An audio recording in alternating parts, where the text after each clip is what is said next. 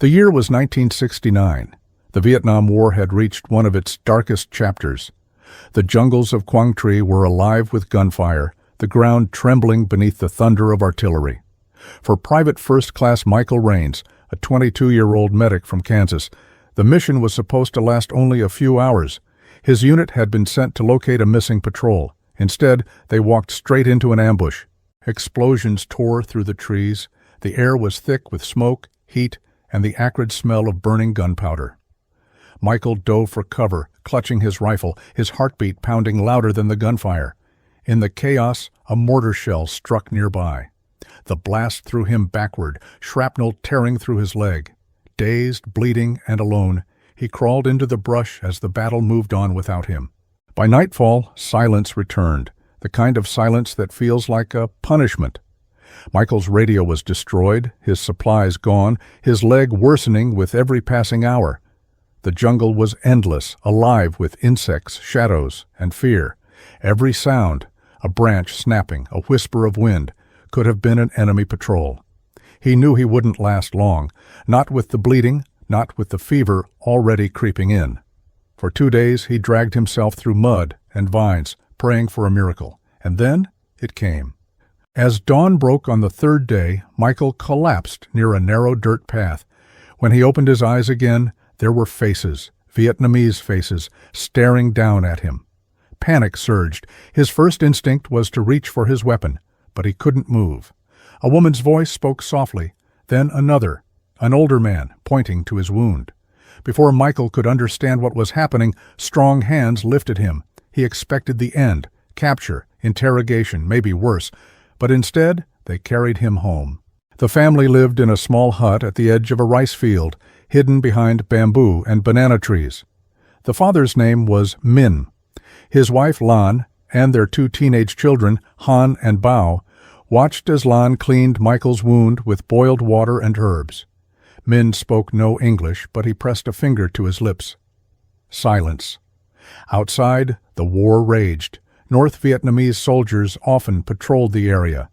If anyone discovered that the family was hiding an American, the punishment would be death, not only for them but possibly for their neighbors. Yet for reasons Michael would only understand decades later, they helped him anyway.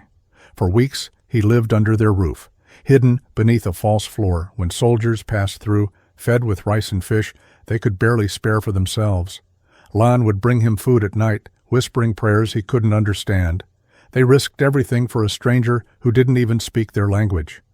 As his strength returned, Michael began to see the world beyond the war. He watched as the family worked from sunrise to dusk, tending rice fields, mending nets, whispering stories by candlelight.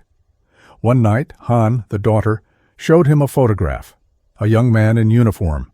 Her brother, she explained with gestures, had died in the war. In that moment, the walls between them broke. They were no longer enemy and soldier. They were simply people, both marked by loss. Michael carved small gifts for the children from pieces of bamboo, a whistle, a spinning top. Lan laughed when she saw him limp to the doorway, using a stick as a crutch. Min nodded, his eyes tired but kind. The war outside seemed distant here, replaced by the rhythm of family, the smell of cooking rice, the soft hum of evening cicadas. For the first time in months, Michael felt human again. But danger was never far. One afternoon, distant gunfire echoed across the valley. Min burst into the hut, his voice urgent. Soldiers were searching nearby.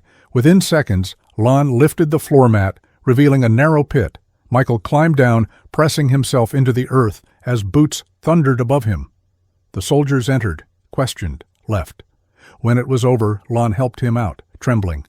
They said nothing, but their eyes told the story. This could not last. A week later, Min handed Michael a crude map drawn on rice paper. He pointed toward the south, toward safety. That night, under a moonless sky, they led him to a small river. Lan pressed a bundle into his hands, rice cakes, water, a scarf. He wanted to speak, to say thank you, but the words failed. He looked at them, these strangers who had saved his life, and whispered only, "Someday, I'll come back." Michael made it out. American forces found him days later, delirious but alive. His leg would heal, but something else remained. The memory of that hut, that family, their courage. Back in the United States, life moved on. The war ended. Years turned into decades. Michael became a father, then a grandfather. But the ghosts of Vietnam followed him everywhere. He would wake some nights to the sound of rain and smell the damp earth of Quang Tri. In his mind, he saw Lan's eyes, heard Min's quiet voice, the laughter of children who risked everything for a man who could have been their enemy. He tried to find them once, wrote letters, asked veterans groups, searched old maps. But the villages had changed, records were gone, and so he tucked their memory away, carrying it like a scar beneath his uniform. 50 years passed. The world changed, but the promise he had whispered, "I'll come back," never left him. It began with a single photograph. In 2018, Michael saw an image online of Quang Tri Province, the same river, the same fields. The memories flooded back. He was 72 now, but something inside him stirred. He turned to his wife and said, "It's time." With the help of a Vietnamese American interpreter and a local journalist, he began to search. They combed through archives, interviewed elders, and showed his old sketch of the hut to anyone who would listen. Most had never heard of such a story, but one day, in a small village near Cam Lo, an old man looked at the picture and nodded slowly. "That was Min's house," he said. "They helped a wounded American soldier." Michael's heart pounded. Could it be? After all these years? The man led them down a dirt path, past rice paddies and quiet streams, until they reached a small house rebuilt after the war. On the porch stood an elderly woman with silver hair, Han, the daughter who had once shown him her brother's photograph. When she saw him step from the car, limping just as before, her hand flew to her mouth. Tears welled in her eyes. "American soldier?" she whispered. He nodded. "Yes, Michael." She called out for her brother Bao, now an old man himself. The three of them stood there in silence, a silence heavy with 50 years of history, before Han took his hand and pressed it to her heart. "You came back," she said softly. "You remember." Word spread quickly. Neighbors gathered. The village elders came. The man, once hidden beneath their floor, now stood in the open, his head bowed in gratitude. Inside, photographs of Min and Lan hung on the wall. Both had passed away decades earlier. Michael placed flowers before their portraits. "Thank you," he whispered, "for my life." Through an interpreter, Han told him what had happened after he left. Soldiers had come days later, searching the area. The family had been questioned, but no one spoke. They had hidden the truth, even at the risk of their lives. For years afterward, they wondered if the American had survived. "He lived," Han said with a trembling smile. "He lived, and he came back." Michael handed her a small box. Inside was his silver star, the medal he had received for bravery in the field. "This belongs to your parents," he said. "They were the brave ones." They sat together for hours, sharing stories through translation, through tears. Michael showed them old photos of his family, his children, his grandchildren. In return, they shared faded pictures of their own, weddings, harvests, generations grown since the war. For the first time, two families divided by history became one. When evening came, the village gathered outside. Someone brought a guitar, someone else lit candles. As the sun dipped below the horizon, Michael stood and spoke to them all. "I came to say thank you," he said, his voice trembling. "You taught me that compassion survives even in war. You saved me, and you showed me what humanity really means." No one moved for a long moment.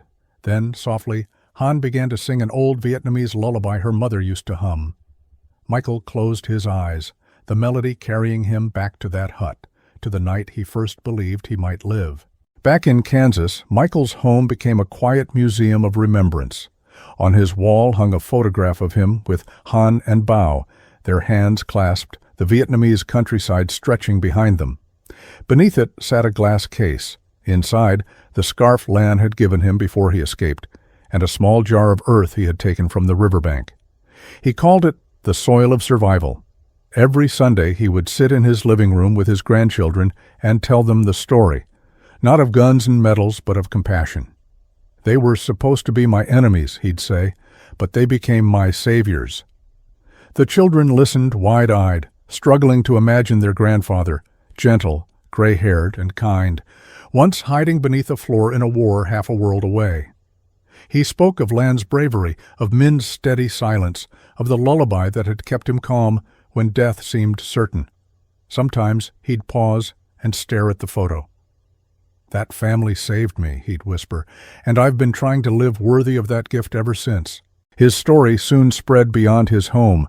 A local journalist wrote an article titled "Saved by the Enemy," and within weeks it went viral. Messages poured in from veterans, peace activists, even Vietnamese families across the world who said they wept reading it. One letter came from a young American soldier stationed in Da Nang. He wrote, "Sir, your story made me see my uniform differently. You reminded me that compassion doesn't wear a flag." Michael wrote back with trembling hands, "If you ever have the chance to choose between being right and being kind, choose kindness. It lasts longer." The recognition was never what he sought. What mattered was that people heard the story, that somewhere a person who still carried anger could learn what forgiveness looked like. And in that quiet Kansas home, with the sound of wind in the cornfields and photos of Vietnam on the wall, Michael finally found peace. In 2022, 3 years after his first reunion, Michael received an invitation from the Vietnamese government. They were holding a peace commemoration in Quang Tri, honoring both sides who had lost their lives and those who had shown acts of humanity during the war. Michael hesitated. His health was fragile now, his steps slow. But when Han called him through video chat, her voice warm and insistent, he knew he had to go. "Come," she said. "You belong here too." So he returned once more, older, frailer, but carrying the same heart that had once beaten in terror beneath their floor. The ceremony took place on a hillside overlooking the rice fields.